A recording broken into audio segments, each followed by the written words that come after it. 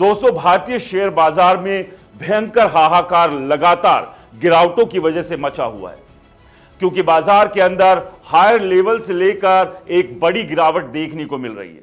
अगर आप आंकड़ों के लिहाज से देखेंगे तो इंडेक्स में यानी कि निफ्टी में और सेंसेक्स में, यहां तक कि निफ्टी बैंक में, मिड कैप में, स्मॉल कैप में, सब में ऊपरी स्तरों पर एक अच्छी खासी गिरावट आती हुई दिखाई पड़ी है।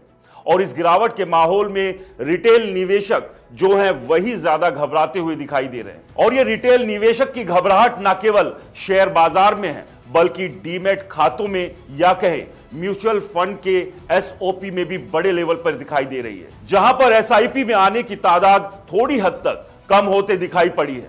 साथ ही साथ जो डीमैट की एक्टिव संख्या है, यानी कि जो एक्टिव डीमैट होल्डर्स हैं, उनकी संख्या के अंदर भी एक बड़ी भारी गिरावट आते हुए दिखाई पड़ रही है। तो आंकड़ों के लिहाज से कुछ चीजें आपके सामने रखता हूं।